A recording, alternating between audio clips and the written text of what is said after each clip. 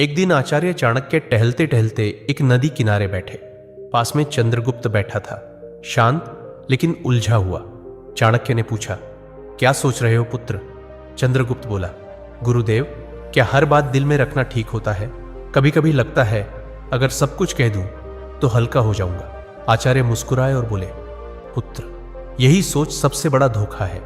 यह संसार उन लोगों को सबसे ज्यादा तोड़ता है जो दिल साफ रखते हैं पर जुबान ढीली, जो हर बात, हर भावना, हर योजना, हर दुख बिना सोचे सामने वाले को बता देते हैं। याद रखो, जैसे एक तिजोरी में धन बंद रहता है, वैसे ही कुछ बातें दिल में रखना ही समझदारी होती है, तो जीवन धन्य हो जाता है। बोलना हर किसी के बस की बात होती है, लेकिन चुप रहना एक कला है, और जो इस कला में माहिर हो जाए, दुनिया उसका कुछ नहीं बिगाड़ सकती। आचार्य ने गहरी सांस लेते हुए कहा, आज मैं तुम्हें वो 7 बातें बताऊंगा जो चाहे कोई कितना भी अपना लगे, उन्हें कभी किसी से नहीं बताना चाहिए, क्योंकि अगर ये बातें बाहर आ गई तो दुनिया तुम्हें तुम्हारे ही शब्दों से हराएगी। तो चलो मैं तुम्हें बताता हूं वो 7 गुप्त बातें, जिन्हें अगर तुमने छुपा लिया तो जिंदगी में परेशानी दूर दूर तक भटकती भी नजर नहीं आएगी। पहली बात, घर परिवार की समस्याएं किसी को मत बताओ।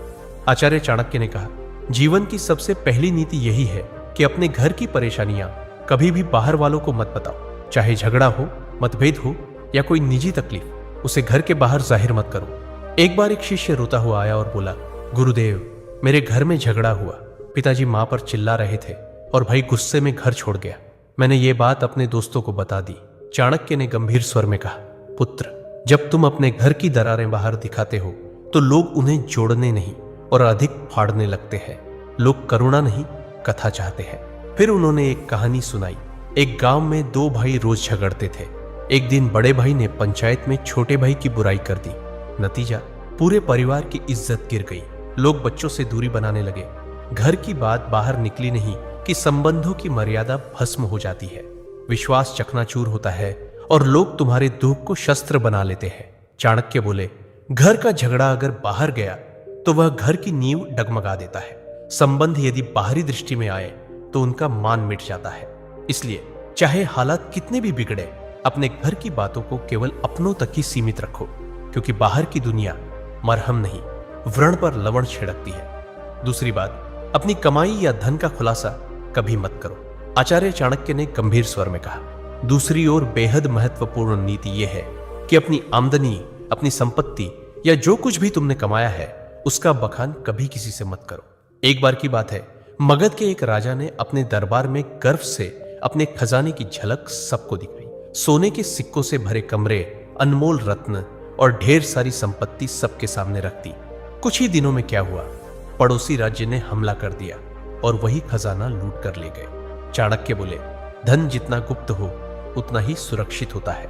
उसकी दिखावट करना, अपने आप को चोरों और जलने वालों के सामने खड़ा करना है। फिर उन्होंने शिष्यों से पूछा, पुत्रों, क्या तुमने कभी देखा है कि अमीर लोग अपनी सच्ची कमाई सबको बताते हैं?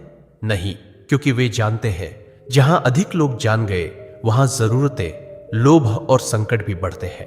अगर किसी को लग जाए कि तुम अच्छी आमदनी करते हो तो कुछ लोग मदद के बहाने पास आएंगे, कुछ तुम्हें नीचे दिखाने के अवसर खोजेंगे और कुछ तो सिर्फ इसलिए द्वेष करने लगेंगे क्योंकि तुम्हारे पास वह है जो उनके पास नहीं।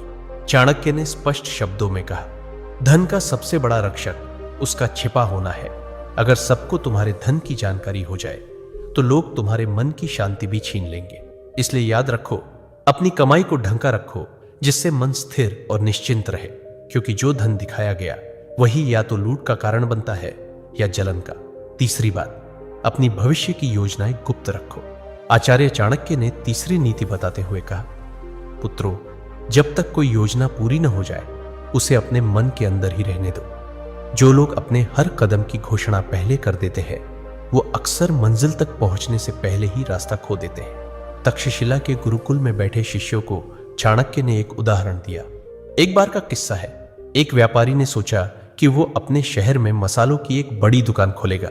उसने अपने सभी रिश्तेदारों, दोस्तों और पड़ोसियों को पहले ही ये बात बता दी।